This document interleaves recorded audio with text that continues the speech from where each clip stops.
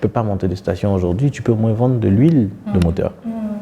Tu peux aller prendre de l'huile chez un oncle ou bien à la station, vendre et puis ramener et puis faire l'argent. Et au fur et à mesure, certes, c'est peut-être un procédé qui sera un peu plus long, mais au fur et à mesure, tu vas découvrir d'autres opportunités. Je suis de ceux qui vont te dire, commence et tu vas cerner les opportunités en fait au fur et à mesure sur le chemin.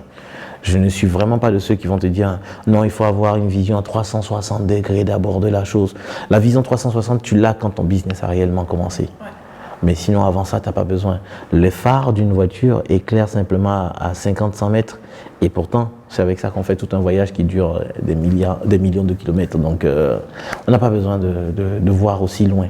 Bienvenue dans Coulisses. Pour ceux et celles qui en ont marre des discours policiers et veulent en apprendre plus sur les réalités de l'entrepreneuriat.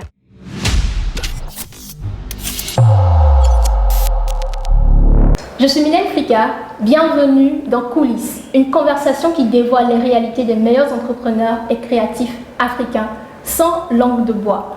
Aujourd'hui, je reçois Franck Amel Touré, bonjour. Bonjour Mylène. Et qui est Mr Pili Pili, pour une conversation sans langue de bois, je le rappelle, n'est-ce pas?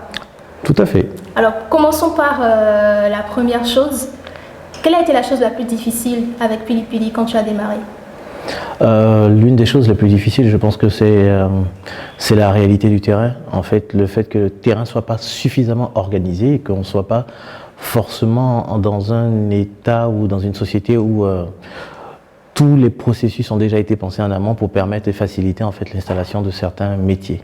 Ouais. Effectivement, tu vois, à la fois ici, il y a beaucoup de potentiel, mais ça signifie aussi qu'il y a énormément d'infrastructures qui ne sont pas encore construites. Exactement. Et on peut être à la fois les pionniers, mais c'est un fardeau plutôt lourd à porter. Exactement. Parfois, ça peut être assez lourd, ça peut être assez compliqué même. Mais en même temps, c'est ce qui fait le charme de la chose, parce que derrière, en fait, il y a tout à bâtir. Mais comme tu l'as dit tout à l'heure, à la fois, c'est à bâtir, mais en même temps, c'est aussi à découvrir. Parce que le métier qu'on est en train de faire aujourd'hui, enfin, le métier, parce que c'est un métier d'être entrepreneur, c'est plus un métier qu'autre chose. Le métier qu'on est en train le sillon qu'on est en train de tracer aujourd'hui sont des sillons, en fait, que d'autres générations vont finir par emprunter. Donc, effectivement, c'est très difficile quand on est le premier sur les sentiers, mais après, c'est pour faciliter la vie et la tâche aux autres qui vont arriver. Ouais. Tu as commencé avec un restaurant virtuel, pour ainsi dire, je vais dire des réseaux sociaux, où les gens pouvaient commander, appeler, mais tu as décidé d'entamer l'ouverture d'un premier restaurant physique à Abidjan. On y était même la dernière fois, c'était vraiment très beau. Mais merci. Pourquoi tu t'es mis dans d'autres problèmes? Parce que ça c'est une belle question.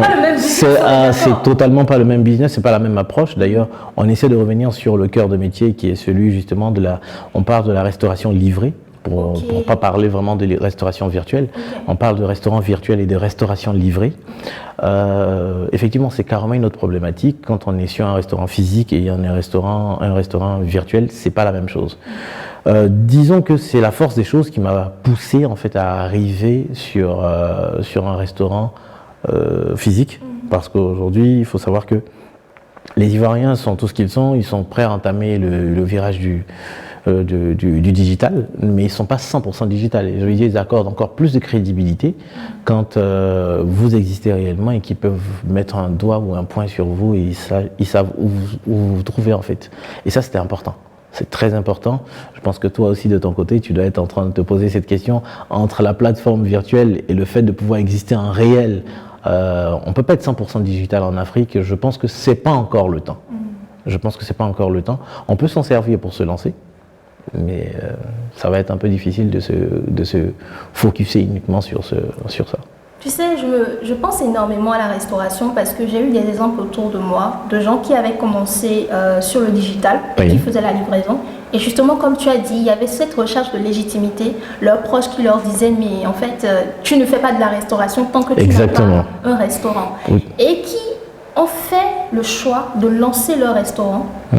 Mais après, ça a été une faillite. Exactement. Parce que c'est un autre métier. C'est carrément un autre métier. Vous savez, quand vous gérez un restaurant dit virtuel, c'est carrément une cuisine que vous gérez. Mais quand vous gérez un restaurant en tant que tel, il y a d'autres charges. Il y a des charges financières qui sont là. Et si vous avez une tarification, surtout un pricing qui n'a pas pris en compte tous ces paramètres-là avant de vous lancer, quand vous ouvrez un restaurant physique, où vous avez des charges supplémentaires qui viennent se greffer et que vous n'avez pas vu venir.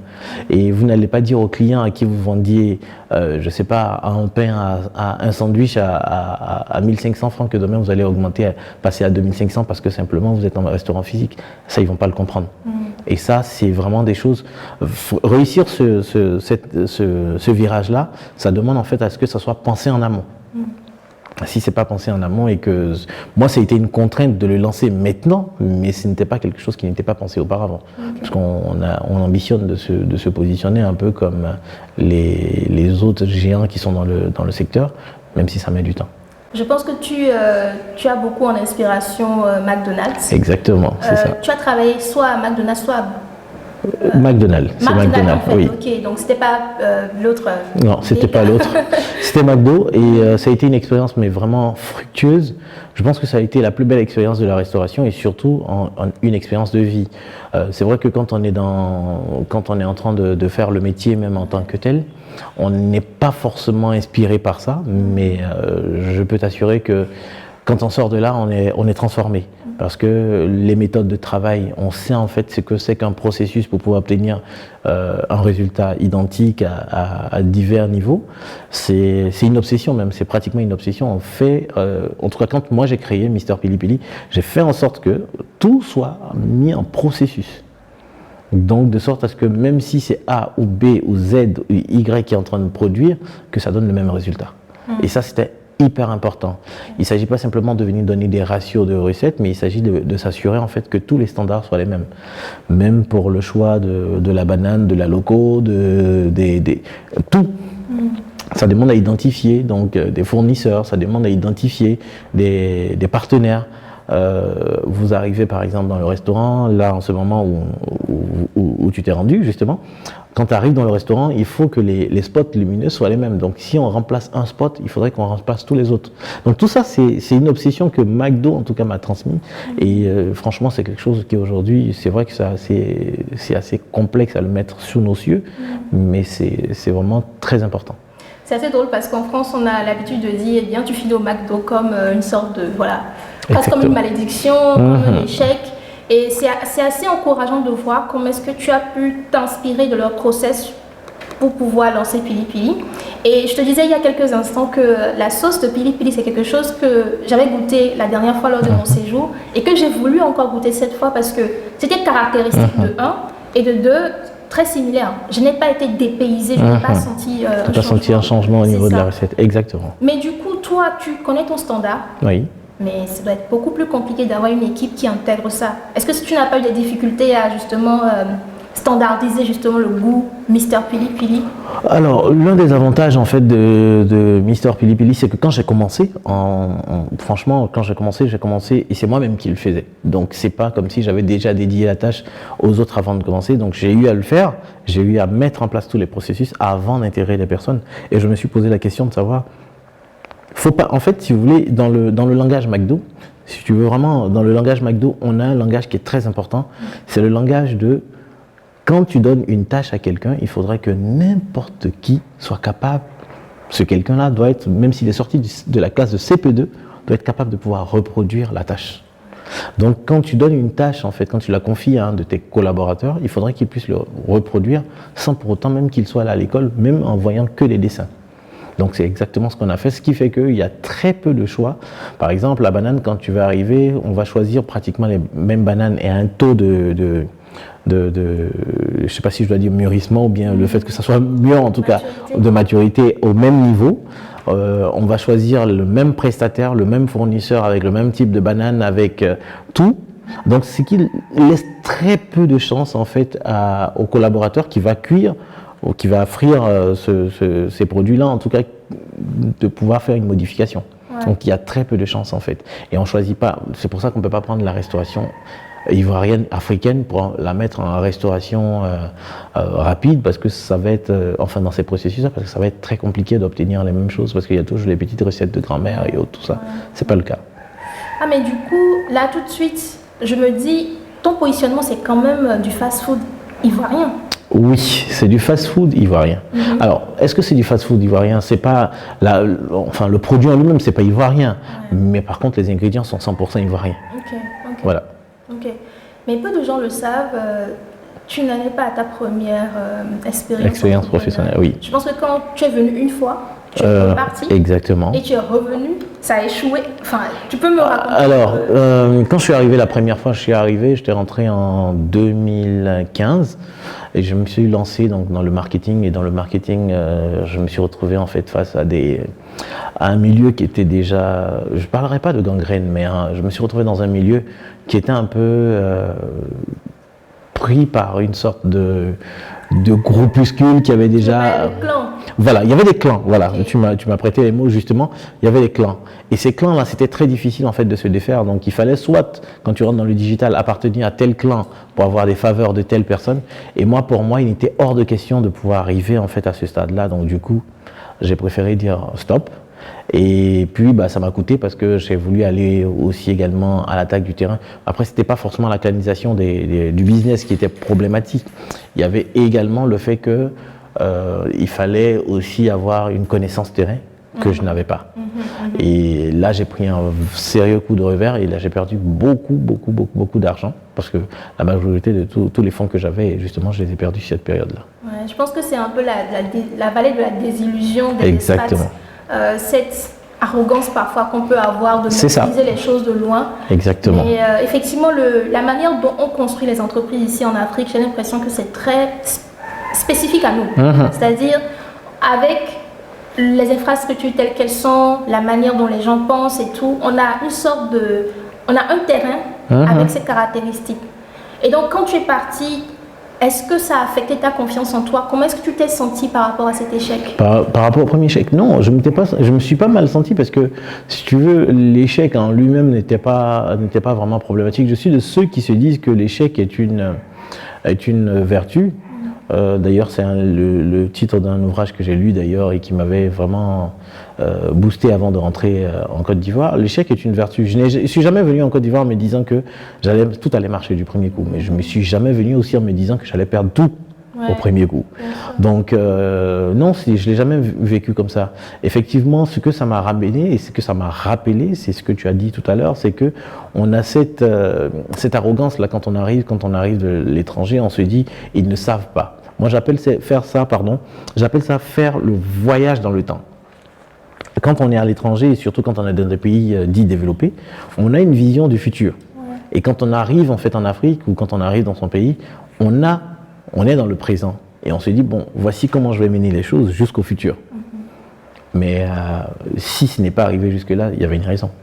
Donc, il faut déjà regarder en fait tous les paramètres qui constituent et qui composent justement l'écosystème avant de se lancer. Ouais. Je pense qu'il y a une pensée qui dit si quelque chose que tu veux construire n'a pas encore été fait, il y a une bonne raison. Il y a une bonne raison pour ça. Et quand tu as fait ta première expérience et que tu as découvert les clans et tout ça, est-ce que tu dirais que c'est plus les clans qui t'ont empêché de réussir? Est-ce que cela avait plus de poids comparé aux autres causes?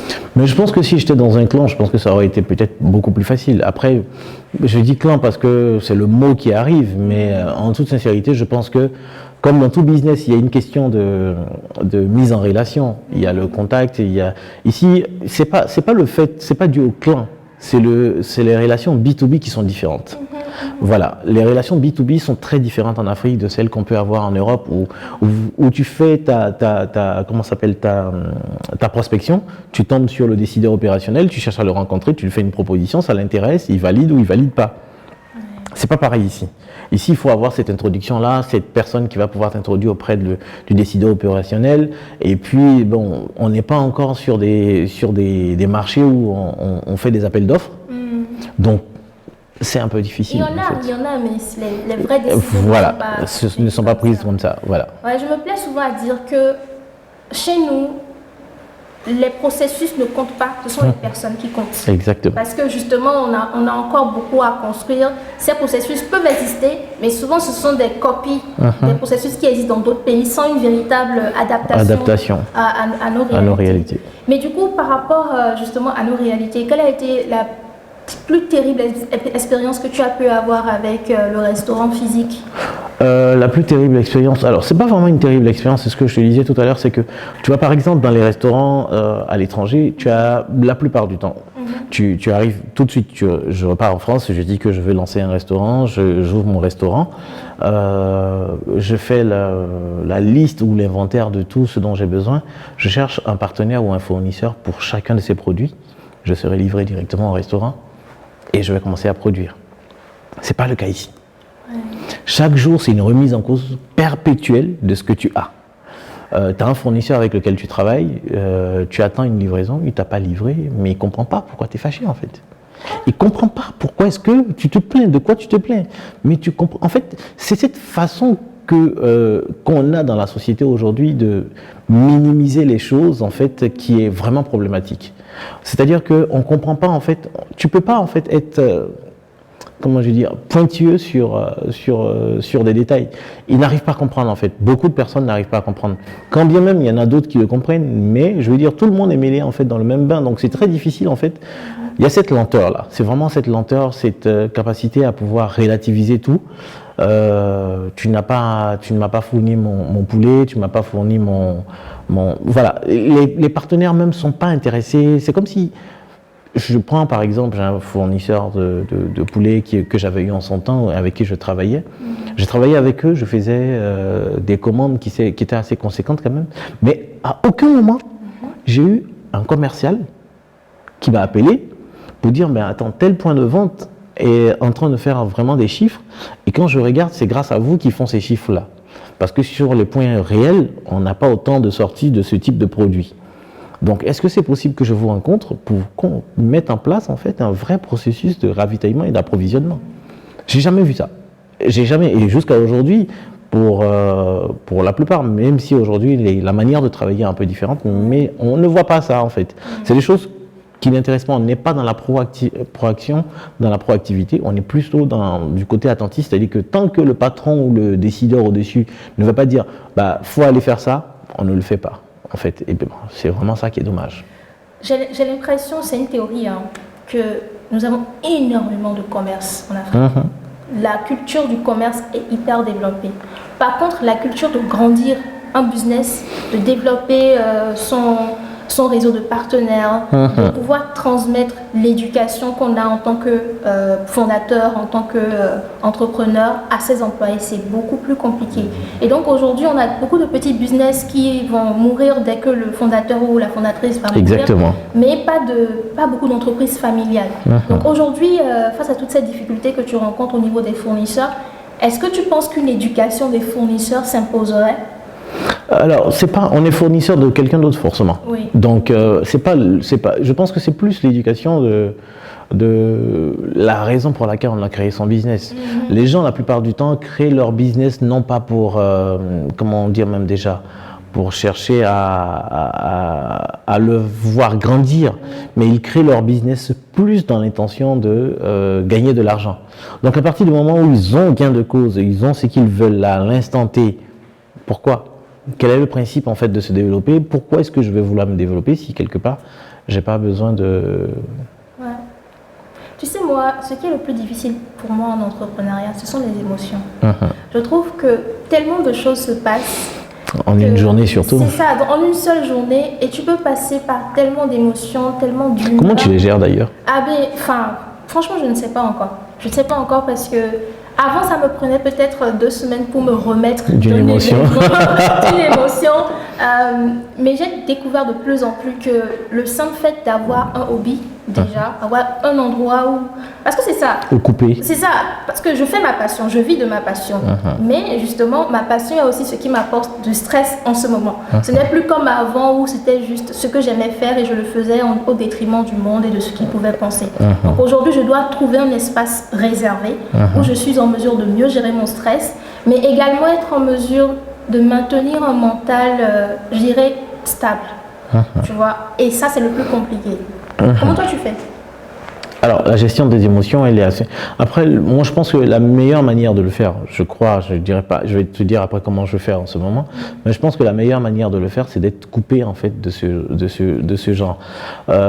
Tu sais, j'ai lu un bouquin qui m'a enseigné, en tout cas, à ce sujet-là. C'était celui qui parlait de travailler sur son entreprise et pas dans son entreprise. Comment ça s'appelle le livre? Imite. E-Myth. Oui, il s'appelle E-Myth, M-Y-T-H. Ok.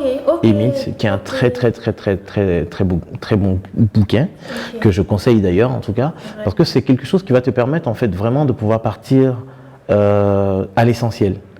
En fait, quand on est créateur d'entreprise, on a souvent l'habitude de travailler tellement dans l'opérationnel qu'on en oublie la stratégie. C'est vrai. Donc, forcément, toutes ces émotions-là, tu vas les ressentir que quand tu seras dans l'opérationnel. Et quand tu es sur la stratégie, c'est un peu différent.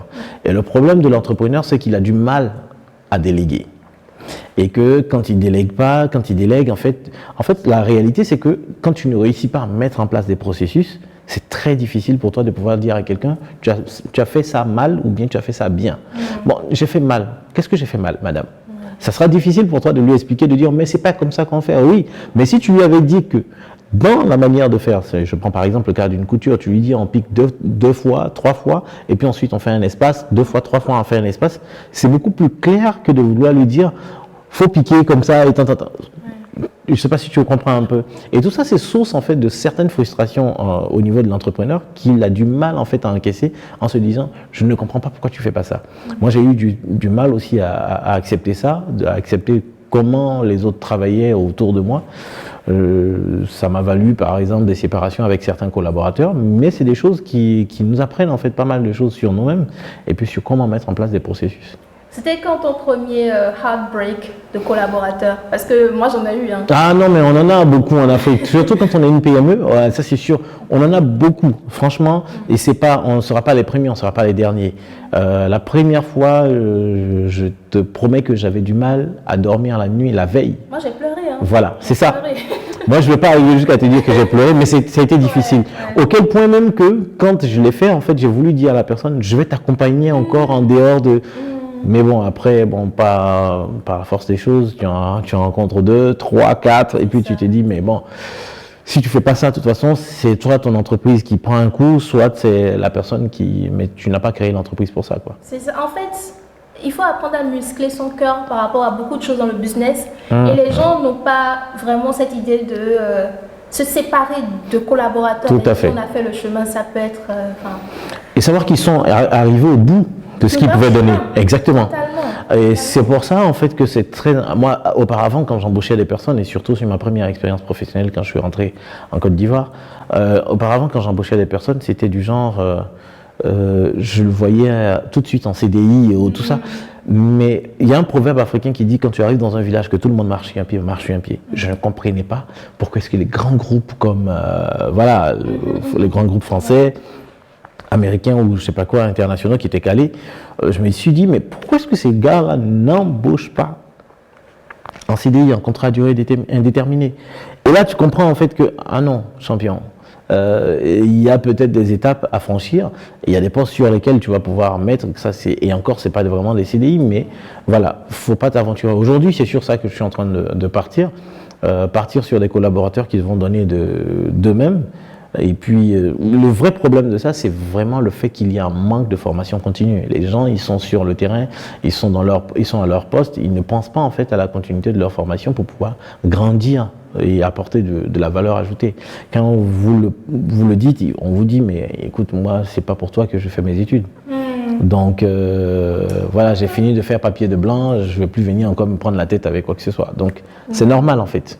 Oui, mais c'est assez naïf parce que tout le monde est au courant que les métiers pour lesquels l'école forme, les universités forment en ce moment, soit ne sont plus différenciés, donc le salaire est très mal payé, le travail est très mal payé, ou soit tu ne trouves pas de boulot et donc tu vas te mettre à soit lancer ta propre entreprise et travailler pour quelqu'un d'autre dans un domaine que tu ne maîtrises pas. Donc aujourd'hui, nous avons toute cette génération de jeunes talents africains qui font des métiers qu'ils n'ont pas appris à l'université. Donc quand tu me parles de formation, quelle est la formation que toi tu transmets? Comment est-ce que tu arrives à former les gens? Et il y a aussi un point, je pense qu'on en discutait avec Yannick la dernière fois, c'est lorsque tu formes quelqu'un et tu arrives à un point où tu sais que cette personne c'est mon soldat, cette personne maîtrise mon entreprise, je peux me reposer sur cette personne, mais qu'en raison de cette formation, la personne décide de partir ailleurs, comment tu réagis? Comment est-ce que tu gères ça? Ah, c'est très, c'est même pas embêtant, c'est choquant. Parfois même, tu as une larme. tu as envie de te dire, ah oui, tout ça pour ça. Et généralement, cette personne-là, cette personne ne va pas faire 1 an avec toi, hein. Elle va faire 2-3 mois où tu sens le potentiel, tu te dis, bon, ça y est, c'est bon, je vais pouvoir m'appuyer sur cette personne. Et là, elle sent. Moi, j'ai pas de processus de formation. Aujourd'hui, très sincèrement, la première aventure justement dans laquelle j'ai été, j'ai rencontré ce genre de situation, ce qui a fait qu'aujourd'hui, je ne fonctionne même plus comme ça. J'ai entre guillemets des soldats avec moi aujourd'hui dans Pili Pili, notamment au niveau de ma cuisine et tout ça. Mais j'ai appris de cette erreur, de cette façon de manager là, j'ai appris de ça, j'ai appris de cette erreur là, et puis je me suis dit, je ne répéterai plus cette même erreur. Donc aujourd'hui, tout est mis en processus de sorte à ce que même si tu pars demain, on te remplace après-demain, il y a quelqu'un d'autre qui peut faire la même chose que toi. Donc ça a été beaucoup plus facile, en tout cas, je pense que c'est beaucoup plus facile de travailler comme ça dans un environnement ou un écosystème comme celui-là, surtout en Afrique ou en Côte d'Ivoire. C'est plus facile de travailler en fait avec des processus comme ça que de vouloir travailler en comptant sur des personnes. Maintenant, au niveau stratégique, là, ça va être encore plus difficile de trouver des personnes sur qui on va compter, mais vraiment sur leur capacité, voilà, sur leur industrie, matière à pouvoir porter l'entreprise plus loin. J'ai envie de dire aujourd'hui, si je n'ai pas trouvé, je connais pas mal de personnes qui en sont arrivées même à aller à externaliser ou à aller chercher à l'extérieur en fait les dirigeants de leur entreprise pour pouvoir se permettre de pouvoir aller de l'avant. Mais je connais par exemple, sans te couper la parole, je connais par exemple un restaurateur qui lui prend des stagiaires qui viennent essentiellement de France. Non. Si. Non. Ce sont des stagiaires africains. Hein. Oui, mais... Ils peuvent être africains, ils peuvent être français, mais ils arrivent en fait, mais il les prend et c'est beaucoup plus facile. Mais, parce qu'en fait, il a ses raisons. Et moi, je connais une partie de ses raisons, mais je peux te dire que c'est ce qu'il y a peut-être, c'est ce qu'il a rencontré qui a fait qu'il s'est porté là-bas. Parce qu'aujourd'hui, c'est pas les jeunes qui sortent de l'école qu'il faut blâmer, c'est plutôt le système éducatif qu'il faut blâmer. Vous avez des professeurs, par exemple, j'en parlais hier avec un comptable qui me disait, vous avez des professeurs de comptabilité qui vous font des formations de comptabilité aux élèves, mais qui n'ont jamais mis le pied en entreprise. Donc tout ce qu'ils vont vous dire, c'est pratiquement de la théorie, que de la théorie, rien que de la théorie. Et avec ça, qu'est-ce qu'on pense pouvoir apprendre aux jeunes? Vous avez un jeune qui sort de la comptabilité, vous l'emmenez directement à l'entreprise, il ne comprend pas que tout ce qu'il a appris de façon théorique, c'est qui a été moi mon cas, quand je suis sorti d'une école de comptabilité, je me suis posé 10 millions de questions, ça n'avait rien à voir avec ce que je faisais. Et puis parfois quand on rentre dans certaines entreprises pour une première expérience, souvent on rentre parce qu'on a eu un cousin qui nous a fait rentrer quelque part, ou une tante ou un tonton ou une maman qui nous a fait rentrer. Mais quand vous avez fini ça, qu'est-ce qui se passe? Quand tu as fini ça, il y a vraiment quelque chose en dessous qui est cruel, mais en réalité quand tu es parti là-bas, on ne t'a pas confié de tâches. On ne t'a rien donné. Tu es parti, tu as fini, tu as fait ta soutenance, rien. Et tu as une première expérience et tu te dis que toutes tes expériences professionnelles vont ressembler à ça. C'est assez triste. Quand on est en train de chercher que du boulot pour pouvoir manger, donc un métier de subsistance, parce que c'est plus ça qu'autre chose, et pas un métier d'épanouissement, c'est difficile en fait de demander à ces personnes-là de chercher à croître. Elle recherche simplement de l'argent en fait pour arriver à quelque chose. C'est pas mauvais en soi, c'est pas elles le problème. C'est comment elles sont arrivées même dans la filière, c'est comment... Il n'y a pas de passion. Il y a beaucoup de personnes qui vont faire des métiers, mais il n'y a pas de passion dedans. Est-ce qu'il t'arrive encore d'avoir peur de tout abandonner? Non pas de l'échec, juste te réveiller un matin de te dire et cette fois j'en ai marre. Oh, c'est commun. Ça, je pense que je crois que c'est ça qui fait la différence entre nous. Je dis nous, tous les entrepreneurs, hein, entre nous et puis ceux qui n'ont pas qui n'ont même pas essayé. Parce que l'entrepreneur, franchement, chaque matin ou chaque moment où il prend un coup dur, où il voit venir un coup dur, il se dit non, c'est bon, ça va, cette fois c'est là. Mais c'est bizarre, c'est un masochisme, mais blindé, parce que le soir tu t'es couché avec l'idée d'arrêter, le lendemain tu es dessus. Non, mais j'ai pas essayé cette idée-là, il faut que j'essaie. Et c'est ça qui fait la caractéristique. Je te jure, ça a été l'une de mes plus grandes découvertes. Le fait de me dire, en fait, ceux qui réussissent, ce ne sont pas ceux qui n'ont pas eu envie d'abandonner. Ce sont ceux qui ont eu envie d'abandonner chaque jour, mais qui ont continué. Exactement. Et ça fait toute la différence parce que, tu vois, on parle beaucoup d'entrepreneuriat et tout, mais je trouve qu'on en parle en termes trop glamour, oui, c'est trop glamour. C'est hyper glamour. Et chaque fois qu'on essaye de montrer un peu le côté pas glamour, c'est un mot que vous essayez de nous décourager. Exactement. Moi, je le rencontre sur ma page. Hein. Ouais. Ah non, c'est lui qui connaît tout ce qui est dur. Quoi. Mais les gens vous disent déjà ce qui est bon. Moi, je n'ai pas besoin de vous dire quelque chose, mais il y a une réalité qui est là que qu'ils ne vont jamais vous dire. Si Steve Jobs, je pense, paix à son âme, on le prenait et on lui disait combien de fois tu as voulu abandonner, je pense qu'il va te dire même le dernier jour où il a mis son pied à Apple, il voulait abandonner. Donc il y a beaucoup de personnes, c'est un humain, ce sont des humains qui sont derrière. J'ai l'impression qu'il faut faire une image, mais c'est parce qu'on est tellement dans une société où les gens ont porté et poussé le culte de la réussite à un niveau où... mais on peut réussir après avoir échoué 15 ou 50 fois. On n'a pas réussi parce qu'on a trouvé la bonne idée. Et ça, c'est ce qui fait qu'il y a beaucoup qui abandonnent, parce qu'ils se disent « j'abandonne parce que je ne vais jamais trouver le bon truc ». Tu sais, il m'est arrivé une expérience assez cocasse. On a fait un de nos programmes et on reçoit divers types d'initiatives. Et donc, il y a sur une cohorte en particulier, je n'étais même pas en train de suivre la cohorte, contrairement aux autres.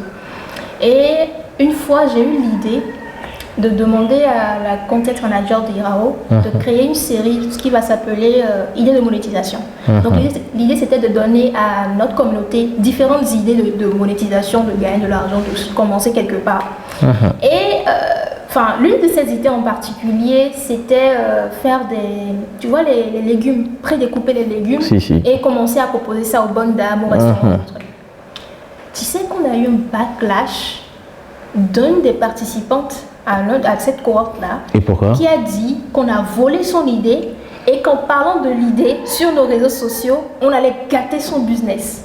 Tu vois?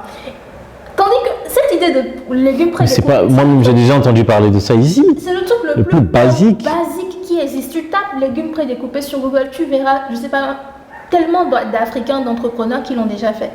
Mais j'en parle parce que je trouve que les gens s'attachent tellement aux idées.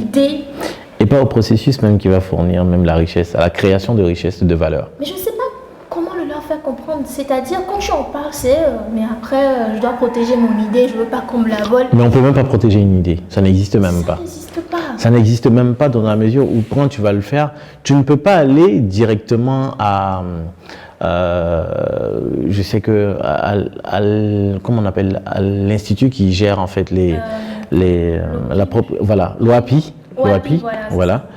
Tu peux pas aller à l'OAPI et puis dire je veux protéger mon idée. Ils vont te rire au nez. On protège des processus de production, on protège des process, on protège tout un tas de choses, mais pas une idée. Une idée ne se protège pas. Si tu dis par exemple que tu veux découper des oignons, que tu veux vendre des découpes d'oignons ou bien quelque chose, il va falloir que soit tu vas mettre en place des process qui vont te permettre de découper soit assez rapidement, de faire ci, ou bien des outils que tu vas acheter, voilà, c'est ça en fait qui va te permettre de rentrer dans une sorte de protection. Mais tu ne peux rien protéger. En tout cas, en matière d'idées, ça n'existe même pas. Même une recette de cuisine ne se protège pas. Bien sûr. Elle ne peut même pas être protégée. Et tu vois, cette mentalité-là, ça vient du fait qu'on pense énormément que être le premier sur le marché est la seule manière de réussir. Tu vois. Et ça me fait penser également à une manière de nier l'existence même de la compétition. C'est de croire que je viens sur le marché avec mon idée géniale, tout le monde va adorer. Et je vais être le seul à la mettre en place. Parce que c'est la seule stratégie que beaucoup de personnes ont. C'est la stratégie de la surprise, c'est ce que j'appelle la surprise, la nouveauté sur le terrain. Et c'est beaucoup de ça. Après, il faut dire, moi je prends le cas de la restauration. Dès qu'il y a un nouveau restaurant qui se lance, tout le monde y va. Donc on s'est dit, si je suis le premier à faire Moi je me rappelle, pendant les 3 dernières années, il a poussé de partout du poulet pané. De partout. Dès que justement le géant américain arrivait, tout le monde voulait faire. Il est encore là. Il est encore là. Dès que le géant arrivait, Tout le monde voulait faire du poulet pané. Tout le monde s'est lancé, tout le monde a fait sa recette. Mais on s'est dit, c'est assez facile. On s'est dit, non, si on peut faire. Mais le problème, c'est que c'est pas le lancement qui est problématique. Ce qui restera problématique et le restera toujours, c'est plutôt la tenue et la valeur ajoutée qu'on apporte. L'opérationnel, gérer le quotidien, tout ça. S'il y a une leçon que j'ai apprise, en tout cas dans le business, c'est la valeur ajoutée. Ouais.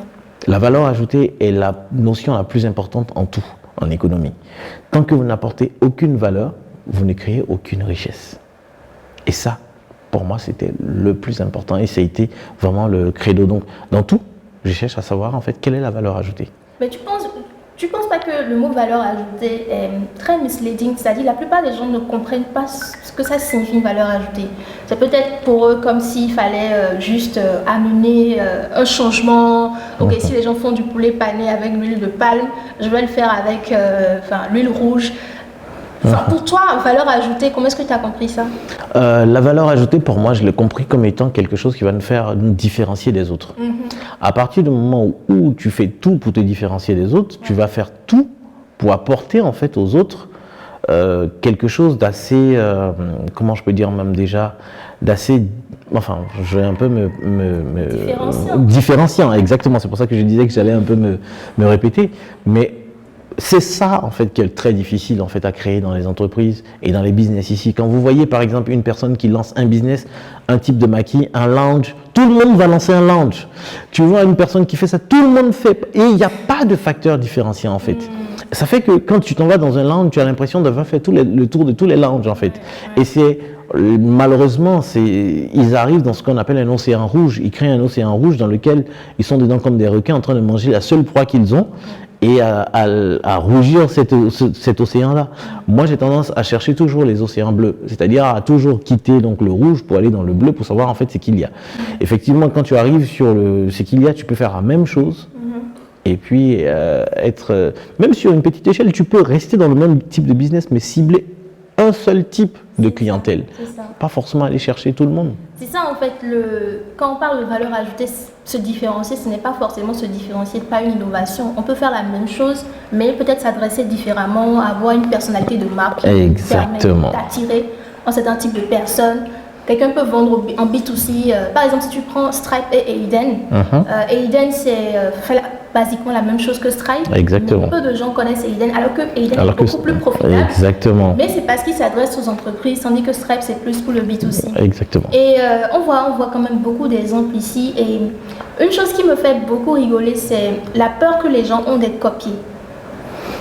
Celui qui a peur d'être copié, c'est qu'il sait que son idée est facile, donc il sait qu'il n'y a pas de ce qu'on appelle un barrage à l'entrée. Si tu n'as pas de barrage à l'entrée, ça ne sert à rien de faire ton business. Mais du coup, toi, tu penses qu'il y a un barrage à l'entrée dans le business dans lequel tu es? Non. Non. Tout le monde peut se lever et faire du poulet pané. Mais du coup, il suffit d'une farine et tout ça. Il y a la recette déjà. La recette. Il y a la recette et puis il y a le positionnement.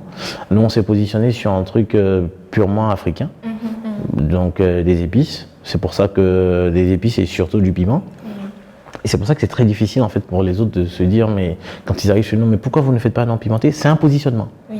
C'est un positionnement. On a décidé de faire ça parce que les épices dans la cuisine africaine sont tellement importants qu'on ne peut pas se permettre en fait de copier simplement un process purement. C'est pas juste de mettre du piment dans la farine, c'est de savoir en fait quel dosage et savoir et c'est pour ça que je dis la recette reste notre valeur ajoutée en fait. Ouais, c'est vrai. Bon, et plus mon mentor disait quelque chose, il dit. Les gens peuvent tout copier, mais ils ne peuvent pas copier ton cerveau. Et chaque fois que quelqu'un copie quelque chose chez toi, qu'il y ait un grand barrage ou un petit barrage à l'entrée, il est en train de copier, de prendre une photographie de ton passé. Exactement. Parce que toi, tu es déjà parti de là, tes réflexions évoluent. Si tant est que tu as essayé de faire ton business en le faisant évoluer. Parce que beaucoup de personnes, comme tu le disais, qui avaient peur d'être copiées, avaient du mal à se projeter. Oui. Elles ont elles-mêmes vu peut-être l'idée quelque part, elles ont essayé de manipuler et de faire un truc et puis de déposer en ne se disant pas je vais faire évoluer ce business. Mais si tu fais quelque chose et que tu le fais évoluer, logiquement il n'y a pas de raison que quelqu'un qui arrive sur le marché, un nouvel acteur sur le marché, ne soit pas profitable, au contraire. Ouais. Et donc aujourd'hui, quand tu regardes Pili Pili, le positionnement de Pili Pili, est-ce que tu ne te rends pas compte que c'est assez clivant? Est-ce que tu as eu des backlash en raison de la manière dont vous vous positionnez sur le marché? Alors, est-ce que c'est clivant? Non, moi je trouve que si on ne m'aime pas ou si on n'aime pas nos produits, on part chez notre concurrent et ça nous permettra de savoir en fait ce qu'on fait mal. Mais tu es à l'aise avec ça? Je suis à l'aise avec ça, j'ai pas de problème avec ça. D'exclure justement des gens de ton marché. Alors, je ne les exclus pas volontairement, je les exclus aussi parfois par rapport aux moyens qu'on a. Parfois, tu en arrives à un moment où tu te dis, j'ai pas suffisamment de moyens. Par exemple, le fait d'avoir des livraisons essentiellement sur la zone de Cocody. Les gens de Trècheville, ils se plaignent. Quand ils arrivent sur la page, ça veut dire ils te mettent, nous les gens de Trècheville on mange pas aussi, ou bien nous les... Alors que ça n'a rien à voir, c'est un processus, en fait, si tu veux, c'est un processus qui est fait pas exprès, mais qui est fait en fait parce que on n'a pas encore la carrure pour arriver face à ces nouveaux défis-là. Tu sais, quand dans la restauration, tu as comment je vais dire ça déjà, tu as une sorte de business que tu dois déployer. Et pour le déployer, il y a ce qu'on appelle des cuisines. Tu vas déployer des cuisines, différentes cuisines, mais ces différentes cuisines, elles doivent avoir le même processus et donner les mêmes résultats à la fin. Si tu t'en vas à Yopougon que tu manges chez Mister Pili Pili quelque chose et que c'est pas aussi identique à celui que tu as mangé à Cocody parce que tu vas dire, mais ouais, mais c'est parce que lui-même il est à Cocody là-bas que c'est comme ça et puis ici c'est pas doux. Alors que c'est pas ça. Il ne faudrait pas que ça soit ça. En tout cas, si ça doit l'être, il faudrait que ça soit identique. Et pour le faire, en fait, il faut vraiment toute une organisation. Et cette organisation, je ne vais pas forcément la dévoiler là. C'est là où, en fait, on rentre dans une sorte de process, en fait, en interne, qu'on ne va pas accepter que d'autres personnes copient assez facilement ou bien qui ne sera pas accessible en fait aux autres ou à la concurrence. Donc je ne vais pas rentrer dans les détails, mais une chose est certaine, c'est que c'est tout un process en fait, toute une organisation et tout un produit. J'appelle ça le photocopieur. Tu vas déployer en fait une entité qui s'appelle le photocopieur que tu vas déposer là et qui va te permettre en fait de déployer toutes tes cuisines en même temps. Ouvrir une cuisine n'est pas le plus compliqué. C'est vraiment pas le plus compliqué. C'est cher, mais donc ça veut dire que la seule barrière qu'il y a là, c'est l'argent. Donc, si vous avez un business qui marche, tu vas forcément vers ton partenaire financier. Tu lui dis, bah, écoute, moi, j'ai mon business qui marche. Est-ce que c'est possible de me financer sur ça pour qu'on puisse faire ça? Ça, c'est toujours gérable. Moi, j'ai dit, tant que c'est une question d'argent, on peut gérer. Mais quand c'est une question de stratégie, là, il faut trouver les moyens de pouvoir avoir la bonne stratégie, à la fois pour se faire financer, à la fois pour être rentable, à la fois pour être organisé et à la fois surtout pour pouvoir ne manquer aucun approvisionnement. J'ouvre 10 cuisines et puis je ne suis même pas sûr de pouvoir livrer du poulet à ces 10 cuisines. Comment je fais? Ça ne sert à rien de les ouvrir.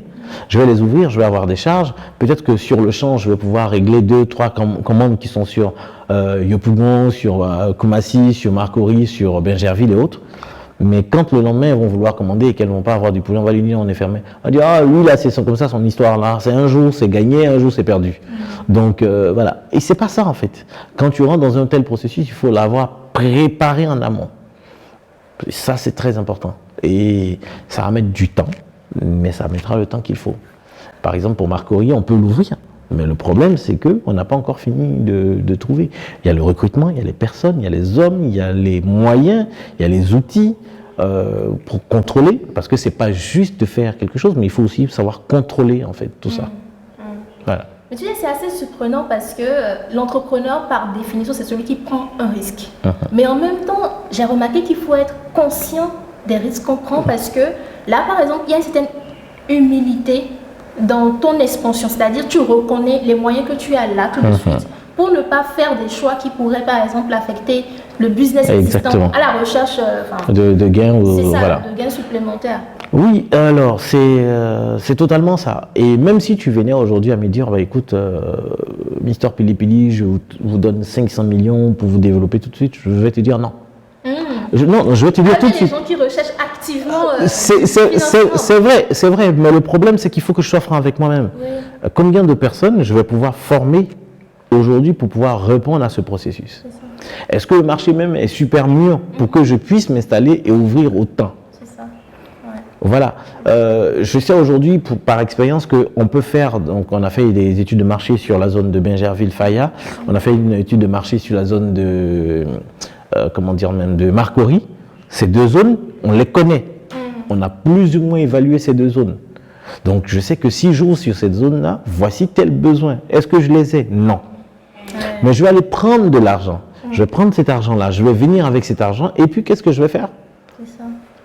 Juste acheter du matériel. Mais le matériel ne va pas faire ma stratégie, le matériel ne va pas me permettre de devenir beaucoup plus performant. Le matériel va juste me permettre de pouvoir me déployer, mais sans plus.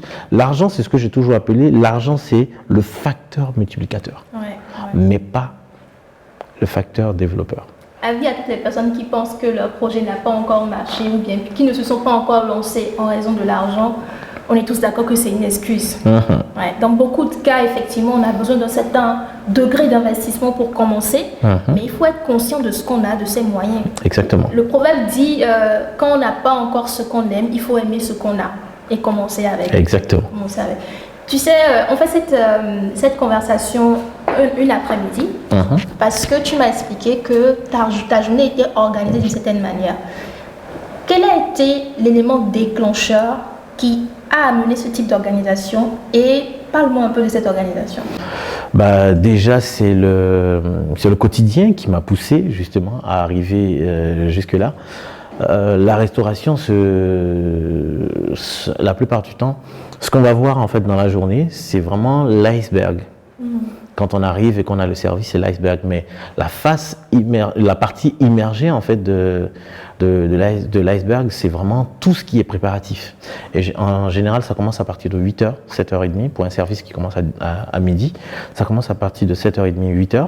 Parfois même plus, parce que quand on prend ceux qui font le marché en amont pour envoyer ensuite au restaurant, donc quand on prend tout ça en compte, il y a tous ces moments-là. Et quand tu arrives, il faut encore que tu aies cette partie de contrôle pour savoir en fait si tout ce qu'on a pris correspond au produit qu'on a pris et comment on l'a pris. Est-ce qu'il y a des alternatives? Parce que une autre des difficultés ici, c'est de savoir qu'on n'a pas de continuité de stock, ce qui veut dire que vous pouvez prendre un produit aujourd'hui, il est présent chez votre partenaire, chez votre fournisseur, demain vous arrivez, il n'est plus là.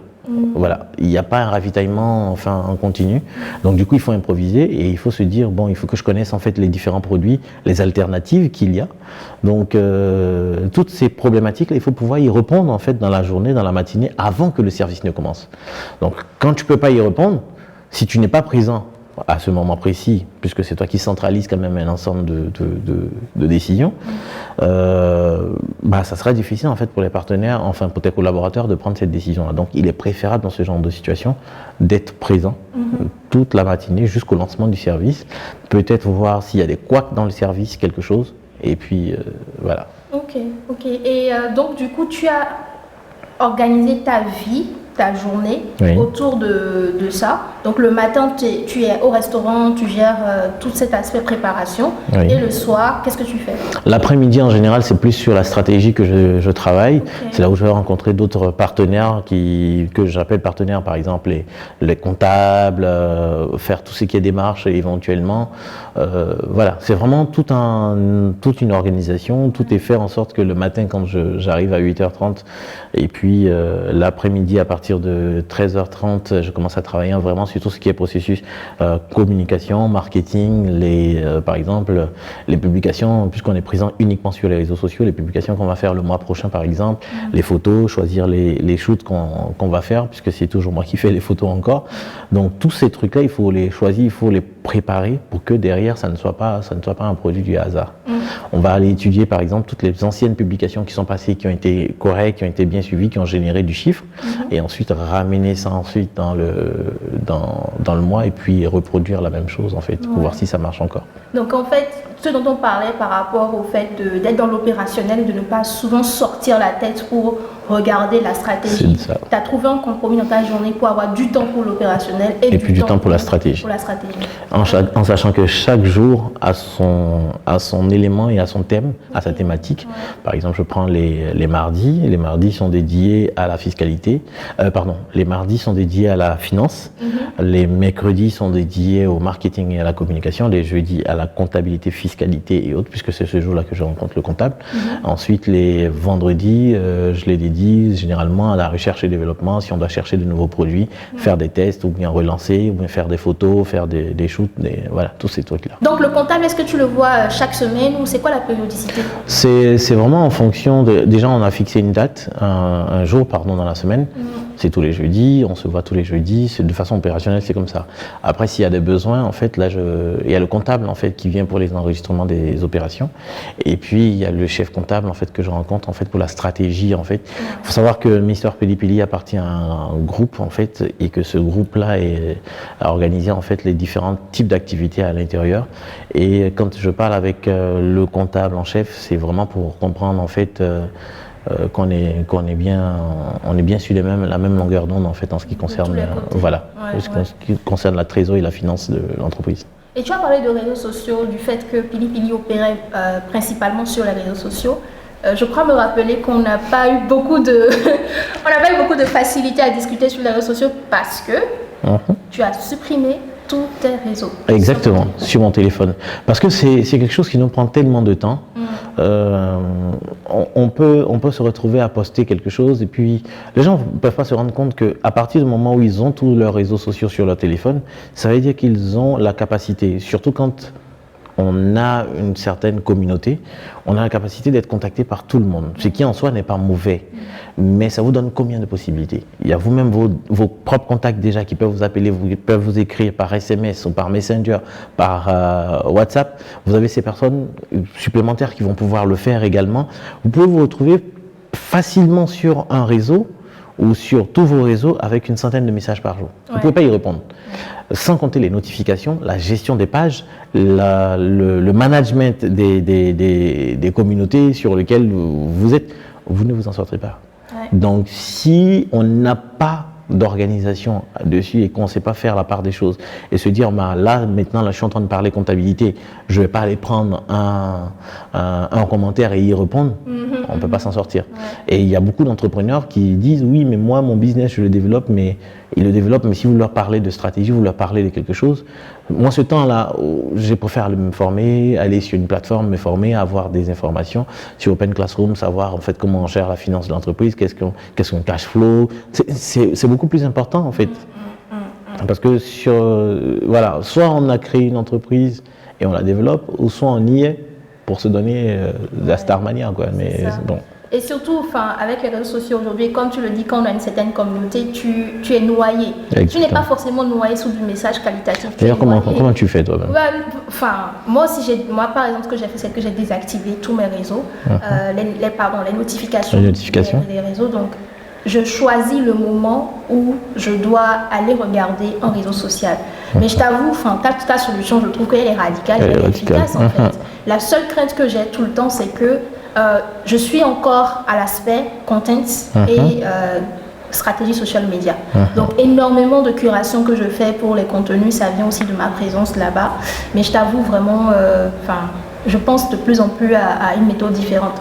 L'une des méthodes que j'avais essayées, qui avait très bien marché, c'est je prends mon téléphone à partir d'une certaine heure. Moi, ma journée est organisée selon les moments où je peux réfléchir à la stratégie et les moments où je suis vraiment fatiguée. Je suis quelqu'un du matin. Donc du matin jusqu'à 6 heures, jusqu'à disons 11 heures, midi comme ça, je ne prends pas mon téléphone. Mais l'après-midi, je vais organiser mes réunions dans l'après-midi pour avoir du temps pour gérer ça. Et ça me fait penser à ce que tu disais toujours sur les réseaux sociaux. Toi, comment est-ce que tu fais quand tu reçois des messages de gens qui ont envie que tu les conseilles sur leur projet et tout ça? Alors, moi j'ai du mal en fait à conseiller les gens sur des projets parce que déjà je ne suis pas la personne la plus habilitée à le faire, dans la mesure où je pars sur le principe que je le faisais par le passé, je n'ai pas dit que je ne l'ai pas fait, j'ai même fait du mentoring pendant un moment, mais ça finit par donner l'impression en fait aux autres, surtout à ta communauté, que tu joues en fait les connaisseurs. Alors que le but n'est pas de jouer les connaisseurs, le but c'est simplement de dire je partage mon expérience. Et c'est ce qui est très difficile en fait sur les réseaux sociaux, c'est que les gens ne font pas la nuance entre j'affirme quelque chose pour dire que c'est une vérité et puis je le dis parce que je partage mon expérience. Et ça c'est très compliqué en fait, c'est très complexe. Je ne peux pas dire à quelqu'un qui vient et qui me dit j'ai un projet, je veux mettre tel... Moi, il y a plusieurs personnes qui m'ont dit je veux arrêter mon boulot, comment je fais ? Je dis, mais moi, je ne peux pas te prendre cette décision. Ce n'est pas à moi de prendre cette décision pour toi. C'est à toi de savoir. Il y a des personnes qui viennent qui te disent moi j'ai un financement, moi je suis un entrepreneur minimaliste. Je ne peux pas conseiller quelqu'un sur un sujet et lui dire voilà, il faut commencer comme ci, il faut commencer comme ça. Moi je le donnerai toujours suivant mon approche. Donc comme je te l'ai dit tout à l'heure, c'est en fonction de ce qu'on se dit sur les réseaux sociaux. Les gens ont l'impression en fait que quand tu viens pour affirmer quelque chose, c'est parce que tu es en train de donner ton avis en fait, et que même pas que tu es en train de donner ton avis, tu es en train de donner une vérité. Alors que c'est pas une vérité, c'est un avis, c'est un positionnement que tu prends par rapport à toi si ça t'affectait. Donc quand on vient pour te demander des conseils, en général, les gens s'attendent à ce que tu leur donnes le conseil qui va, alors que ça sera jamais le conseil. Secret, exactement. Ouais. Et que toi tu as une vision et tout. Moi je dis, tous les entrepreneurs, en tout cas grands ou bien qui vous ont précédé, à qui vous allez demander ça, qui vont vous dire je donne ça comme conseil, il faut savoir que c'est leur position par rapport à leur expérience. Et ça c'est très important en fait de pouvoir faire la part des choses. Ouais. Le double tranchant des réseaux sociaux en tout cas, c'est cette proximité apparente que tu peux avoir avec une certaine communauté. Et surtout toi, tu as pris des positions par le passé. Je veux parler notamment, si ça ne te dérange pas, de la fois où tu as parlé de ta vie sentimentale. Est-ce que tu peux revenir sur cet épisode? Alors, je peux revenir volontiers sur cet épisode parce que c'est un épisode qui a été rempli mais tellement de malentendus, mais tellement de négativité aussi également, dans la mesure où les gens qui la plupart du temps ont interprété, même qui continuent même de l'interpréter comme tel, ont lu en fait une partie de l'histoire dans laquelle je disais que, d'abord, j'ai dit, on n'est pas obligé d'être avec une femme pour réussir. Donc, ça donne bien la nuance. On n'est pas obligé. Tout comme une femme n'est pas obligée d'être avec un homme pour réussir, bah, c'est pareil pour un homme. Ensuite, derrière, ce que je disais, c'est que on est dans une génération où, aujourd'hui, les personnes qui se mettent en couple ont du mal en fait à se mettre avec des entrepreneurs. Pourquoi? Non pas parce que l'entrepreneur, c'est tout comme certains métiers, hein, j'ai fait même allusion au métier des forces armées, de la police et tout ça. Et j'ai dit que en fait c'est tellement difficile parce qu'aujourd'hui, quand quelqu'un vient en couple, on veut prendre de l'autre, on veut prendre chez l'autre. On ne veut même pas comprendre l'autre, on veut prendre chez l'autre. Donc c'est difficile en fait quand tu es entrepreneur de rentrer dans un contexte comme ça, amoureux, dans lequel tes journées vont être tellement speed, où tu vas même pas voir, parfois même tu déposes ton téléphone, quand tu le récupères, c'est à la fin de la journée. Je prends moi mon cas par exemple où j'ai pas pratiquement tous mes réseaux sur le téléphone. Tu viens, tu déposes ton téléphone, à partir du moment où tu n'as aucune notification, rien pour te rappeler, où tu as une crise, tu as eu 2 ou 3 crises, ou bien tu as eu des heartbreaks par exemple auxquels il fallait faire face, ou bien ce genre de situation en fait tu les gères mais sans te préoccuper de tout ce qui peut te distraire. Et quand je dis te distraire, c'est vraiment quelque chose qui peut attirer ton attention sur un autre sujet qui peut arriver sur...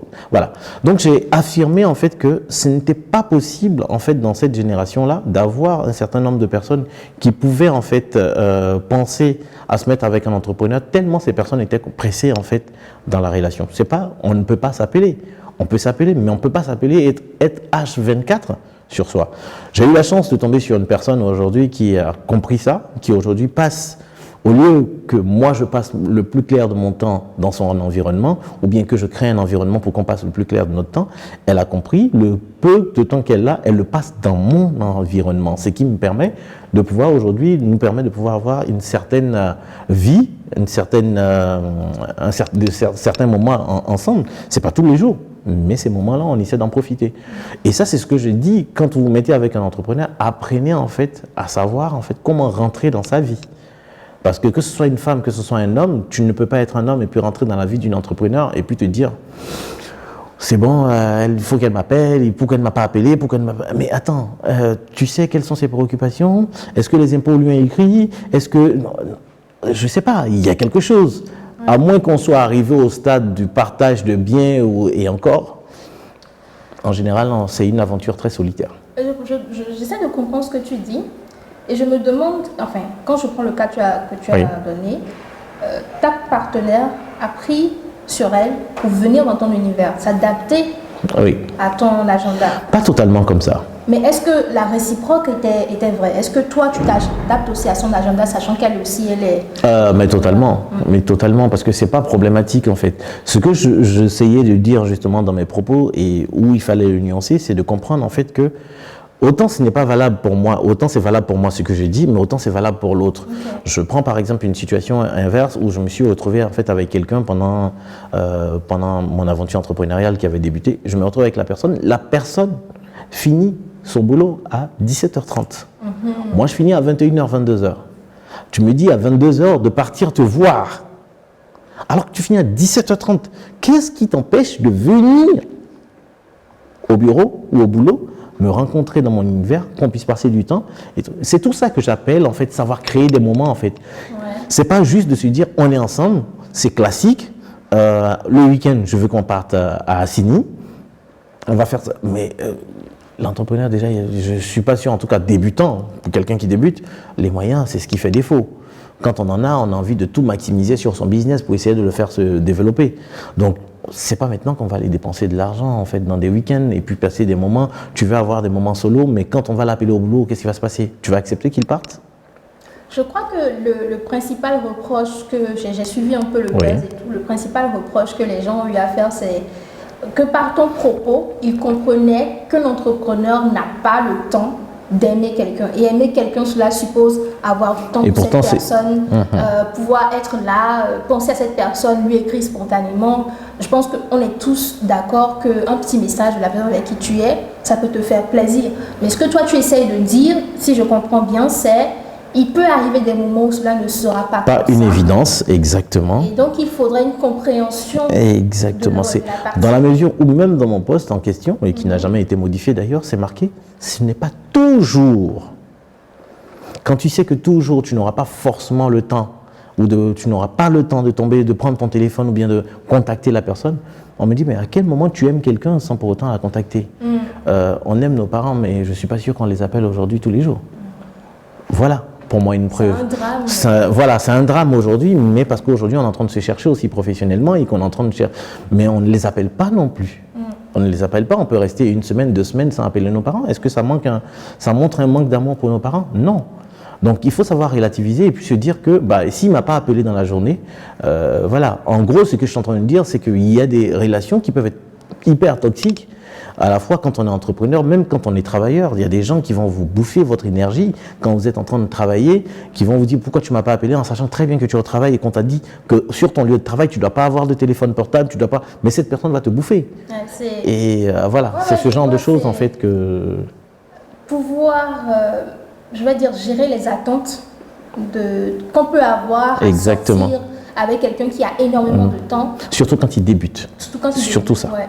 Et quelqu'un qui n'a peut-être plus autant de temps, c'est-à-dire ne pas attendre certaines choses, espérer certains actes. Mais au final, je pense, le consensus actuel, c'est de dire il y a plusieurs manières d'aimer. Et on peut ne pas faire ces choses-là. De démontrer surtout son amour. C'est ça.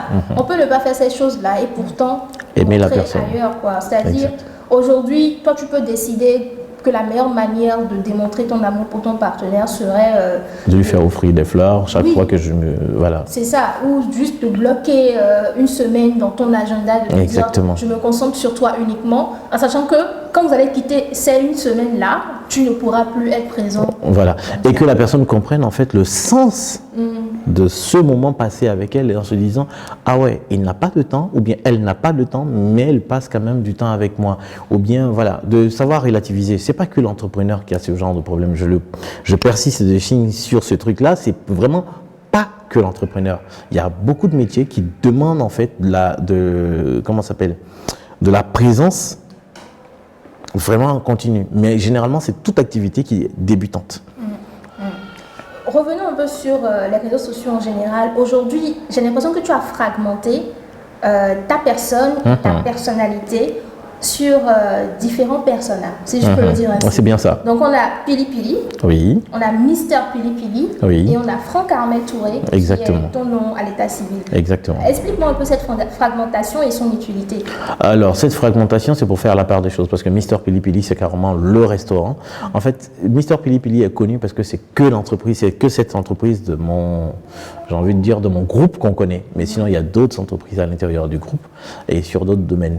Mais on a Mister Pili Pili, on a Pili Pili, qui était mon nom en fait de départ sur les réseaux sociaux, parce que je suis fan de piment et que Pili Pili signifie piment. en bantou. Donc c'est une expression que j'ai pris. Et le Mister Pili Pili, ça a été vraiment de rajouter ça pour pouvoir vendre le produit. Donc pour faire un restaurant et dire que c'était de moi, c'est le monsieur de Pili Pili et tout. Pili Pili, c'est resté moi, c'est mon alter ego en quelque sorte. C'est celui qui est capable de dire des choses ou faire des choses. D'ailleurs, c'est ce qui différencie en fait qui je suis sur les réseaux sociaux de qui je suis réellement. Parce qu'il y a une grande différence, mais totalement grande différence. Je pense que la personne qui aujourd'hui partage des moments avec moi peut vous dire, il peut arriver des moments où je suis hyper, mais on peut s'imaginer que sur les réseaux sociaux, je suis peut-être la personne qui sort le plus, qui fait... Je ne sors pas, je ne bouge même pas de chez moi. Mais je suis hyper réservé, hormis avec les personnes en fait que je fréquente à un instant T. Je suis hyper réservé, je suis dans mon coin. Quand je finis mon boulot, je suis à la maison. Quand je finis la maison, je suis au boulot. Si je finis, je retourne. Et voilà, c'est comme ça en fait. La personne avec qui je suis, elle a ses activités, elle gère ses activités. Je ne l'empêche pas d'avoir ses activités. Et puis la vie roule. J'ai pas besoin en fait d'avoir plus que ça. Pourtant sur les réseaux sociaux, on pourrait avoir l'impression que je suis peut-être un garde du monde, en train de sortir, en train de bambouler un peu partout. Ça n'a absolument rien à voir. Ou bien celui qui s'énerve, ou bien qui... Sincèrement, tu m'écris quelque chose sur les réseaux sociaux, quand j'ai fermé mon ordinateur, c'est plus à moi que ça s'adresse, quoi. Donc tu dis par exemple qu'il n'y a pas d'impact de ton activité sur les réseaux sociaux, sur ta vie réelle, c'est-à-dire que tu n'entres pas en contact avec les gens dans la vie réelle après? Très rarement. Et même, je prends par exemple le cas de Yannick, qui lui est l'une des personnes que j'ai rencontrées, que je rencontre parce qu'il vient au restaurant et puis voilà. Ça a été, je pense que s'il peut le confirmer, ça a été un peu difficile pour lui de comprendre en fait. Et d'ailleurs, c'est toujours difficile parce que on peut s'écrire. Il va m'écrire peut-être 2-3 jours. Moi, je ne suis pas très WhatsApp. Franchement, je le suis aujourd'hui à cause de la personne avec qui je suis, mais je ne suis pas très WhatsApp. Donc, tu vas m'écrire, tu vas te rendre compte que pendant 2-3 jours, 4 jours, 5 jours, je ne t'ai pas répondu. Ouais. Et parce que voilà, je ne suis pas très sociable, en fait, on va dire ça, en gros. Par rapport aux réseaux sociaux, je ne suis vraiment pas sociable. Sur les réseaux sociaux, on a l'impression de pouvoir me parler. Tu me rencontres dans la rue, on va sourire, on va avoir un discours, mais c'est bon, voilà quoi, après... Très souvent, ce sont les personnes pas vraiment sociales qui sont le plus sur les réseaux sociaux parce que ça constitue une sorte je dirais, de mur entre eux et la société. Ça permet de mieux gérer les émotions et voilà, de converser avec les gens. Je veux revenir toujours sur ta vie sentimentale. Parce que j'ai remarqué ces derniers temps un changement de cap dans ta stratégie de contenu. Étrangement, il y a un an et demi de cela, sur ta page Pili Pili personnelle, promoteur de Pili Pili, de Mister Pili Pili, tu étais plus dans l'humour, dans des conseils en entrepreneuriat, du sarcasme et tout ça. Et aujourd'hui, on a une sorte de colonisation de ta partenaire sur tes contenus. C'était un choix stratégique ou est-ce que c'est plutôt... je vais dire l'émotion amoureuse. Alors, non, c'est pas l'émotion amoureuse, c'est à la fois, c'est pas forcément stratégique. Oui, c'est stratégique. D'ailleurs, Yannick m'a posé la question, il m'a dit, mais pourquoi ce changement? En fait, ce changement répond à quoi? Si tu veux, en fait, au fond de moi, je me suis toujours dit, en tout cas, je n'ai pas pour l'ambition de dire que je suis meilleur dans tout, mais je me suis dit aujourd'hui que si on assiste aujourd'hui à une certaine décadence morale, en fait, au niveau sociétal, c'est peut-être parce qu'aujourd'hui, on a raté un épisode. Et cet épisode, on l'a raté dans la famille, au sein de la famille. Et je me dis qu'il va falloir qu'on réapprenne, en fait, à composer et à construire des familles qui répondent vraiment à un modèle sociétal auquel on veut. Si vous voyez toutes les forces de toutes les nations dans le monde, les grandes nations en tout cas ont des sociétés qui sont vraiment fortes au niveau de leur noyau familial. On essaie de construire, on essaie de solidifier, quand bien que ce soit avec des lois, on va dire on va donner plus de pouvoir à la femme, on va donner plus d'égalité, on essaie de travailler sur ce genre de choses, même si pour moi ça reste des mesures un peu externes, mais en interne en fait il faut travailler en fait sur le noyau familial. Pourquoi? Tu vas me dire mais ouais, le lien. Bah justement quand tu choisis quelqu'un qui va appartenir à ta vie, en fait c'est pour quelque part dessiner et créer, justement concevoir cette famille là. Et il faut pouvoir en fait donner à cette personne une image, il faut pouvoir donner aux autres l'image de ce qu'on a de la conception du couple en fait. En tant qu'entrepreneur surtout. En tant qu'entrepreneur, d'abord en tant que citoyen, mais en tant qu'entrepreneur. Parce que c'est pas dire qu'on ne peut pas y arriver, mais aujourd'hui, si j'ai plus le temps aujourd'hui de me consacrer à une histoire amoureuse, c'est parce que j'ai fini de composer une première partie, un premier step de mon activité. Sinon, j'en serais pas à ça. Est-ce que ça signifierait que l'entrepreneur a plus de mal à trouver l'amour à un certain stade de son évolution?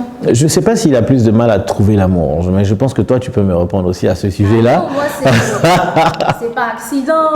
Ben voilà, c'est comme ça en fait la plupart du temps. Bah, c'est comme ça. Moi, j'écris rapidement à quelqu'un qui est venu, qui a répondu sur un de mes posts. J'écris, je lui demande est-ce que j'ai dit quelque chose parce que la réaction était là. J'ai dit quelque chose. Elle me dit, enfin en gros, c'est non, tu n'as rien dit de mal et tout. Et puis je parle avec elle, je me rends compte qu'elle aussi est entrepreneur et qu'elle est dans et c'est comme ça que c'est arrivé. Je me suis pas mis et puis en train de me dire, mais forcément, je n'étais plus disposé. Si elle était arrivée, bien sûr, on avait eu cet échange-là au moment où j'étais moins disposé, c'est sûr qu'on ne serait même pas en train de parler de ça. Mais je veux dire que l'amour, c'est possible en entrepreneuriat, mais je pense qu'il y a des étapes en fait à franchir d'abord, où soit on l'a trouvé avant, soit on l'a trouvé, mais il faut que la personne qui est avec nous, qui partage, soit un vrai moteur en fait pour notre vie entrepreneuriale. Moi, c'est un sujet qui ne m'intéresse pas beaucoup. Je t'ai posé beaucoup de questions dessus, mais pour moi, c'est l'un des sujets les moins intéressants. Important, je dirais. Je suis très tournée vers mon travail. Pour moi, pourquoi tu n'as pas le temps? Non, c'est pas que je n'ai pas le temps, c'est juste, en tant que femme, c'est très difficile. Il faut tout le temps que tu sois consciente de la part que tu donnes à l'autre, parce qu'il est possible qu'en tant que femme, il y ait des automatismes qui t'amènent à privilégier ton partenaire, tu vois, parce que c'est comme ça qu'on t'a éduqué, parce que c'est le réflexe que la société attend de toi. Donc de toute ma vie, ça a été, je dois avoir une certaine stabilité émotionnelle, donc choisir des partenaires qui ne vont pas causer l'impact sur mon émotion, parce que comme je t'ai dit, c'est l'une des choses les plus difficiles à gérer, parce que tu es déjà en dents de scie dans ton entreprise, tu veux pas être aussi en dents de scie dans ta vie privée. Exactement. Parce que là, finalement, Mais si tu tombais sur quelqu'un qui ne comprenait pas, et c'est ce qui est la plupart du temps le cas, je pense que ça serait le problème. Mais si tu tombais sur quelqu'un qui te comprenait pour le coup. Je me suis mariée, par exemple, à un entrepreneur aussi. Donc ça devrait faciliter les choses. C'est ça, ça a facilité énormément les choses, mais je pense que le plus important, c'est de trouver quelqu'un qui est en mesure de te comprendre. Voilà. Et aussi d'avoir des visions partagées. Tu vois, ça, c'est un peu la phrase bateau qu'on entend partout. Elle n'est pas si bateau que ça, mais elle est tellement réelle. Elle existe parce que, elle persiste parce qu'elle est réelle. Parce qu'au final, si tu n'es pas en mesure de coordonner une certaine vision de ta vie avec le partenaire, ça va être difficile. Ça va être difficile. Des disputes, des incompréhensions. D'autant plus que généralement l'entrepreneuriat, quand on le débute pour que ça intègre en fait notre vie. Ouais. C'est rare qu'on soit entrepreneur en disant je suis entrepreneur, ça reste de l'autre côté. C'est carrément un projet de vie. Donc quand quelqu'un rentre dans votre vie, il faut qu'il épouse. C'est comme s'il venait en fait, vous aviez un enfant et puis il doit accepter que l'enfant soit là en fait. C'est un peu compliqué. Au final, on a beaucoup discuté de tous les pans de la vie d'un entrepreneur. Si tu devais partir avec une leçon, aujourd'hui à l'étape actuelle où tu es dans ta vie, par rapport à là où tu vas, c'est quoi la leçon? C'est chaque chose en son temps. Franchement, c'est... Encore une phrase bateau. Exactement, j'allais te dire, c'est vraiment chaque chose en son temps parce que je suis vraiment de celui qui a connu en fait, j'ai presque envie de dire l'abondance au niveau financier où j'avais pas de soucis et tout, puis pour créer une entreprise et tout, mais j'ai vu que l'argent était vraiment la première chose qui a détruit en fait toute la créativité que j'avais. Ah oui? Oui, l'argent a détruit la créativité parce que quand vous êtes entrepreneur, que vous avez, admettons que vous débutez une aventure et que vous avez 5-6 millions sur vous, s'il faut créer par exemple, choisir une box pour vos menus, vous allez choisir la meilleure box, la plus chère certainement du truc pour que ça fasse pareil que le concurrent et autres, tout ça. Moi, il a fallu que je change, que je prenne en fait une box qui était plus petite, qui était moins chère, plus accessible pour mon budget. Et ça a été après la box qui a été la plus à l'image de l'entreprise et qui représente justement notre entreprise. C'est des choses aujourd'hui que les clients prennent et qui prennent pour s'identifier en fait à la marque. Et c'est très important. Et tout ça, ça nous a poussé en fait à créer un univers autour de la chose. Pour moi, sincèrement, le manque d'argent, doit être comblé par la créativité ou par l'imaginaire qu'on peut avoir et par l'idéal qu'on se nourrit, qu'on prend pour se nourrir, pardon. Et cet idéal et notre créativité sont le plus gros capital qu'on peut avoir dans un business. Tu n'as pas besoin d'avoir des milliards. Franchement, tu veux monter une station, tout à l'heure j'ai dit oui qu'il fallait avoir, mais si tu ne peux pas monter de station aujourd'hui, tu peux au moins vendre de l'huile de moteur. Tu peux aller prendre de l'huile chez un oncle ou bien à la station, vendre et puis ramener et puis faire l'argent. Et au fur et à mesure, certes, c'est peut-être un procédé qui sera un peu plus long, mais au fur et à mesure, tu vas découvrir d'autres opportunités. Je suis de ceux qui vont te dire, commence, et tu vas cerner les opportunités en fait au fur et à mesure sur le chemin. Je ne suis vraiment pas de ceux qui vont te dire non, il faut avoir une vision à 360 degrés d'abord de la chose. La vision 360, tu l'as quand ton business a réellement commencé. Ouais. Mais sinon, avant ça, tu n'as pas besoin. Les phares d'une voiture éclairent simplement à 50-100 mètres. Et pourtant, c'est avec ça qu'on fait tout un voyage qui dure des millions de kilomètres. Donc, on n'a pas besoin de voir aussi loin. Je ne suis pas fan des... Voilà. Ouais. Bah, Franck Hamel, merci beaucoup. Merci à toi, Mylène. Merci pour ton temps. Je pense que j'ai dû prendre dans le mardi, dans le comptable. Non, aujourd'hui, c'était aujourd'hui. Aujourd'hui, c'est quoi? Mercredi. Oui, aujourd'hui, on est sur la communication. Ok, bon, super. Ça aussi, ça fait partie de la communication. Ouais, exactement. Et bon, merci. Check. Et puis, on se dit à très bientôt. À très bientôt.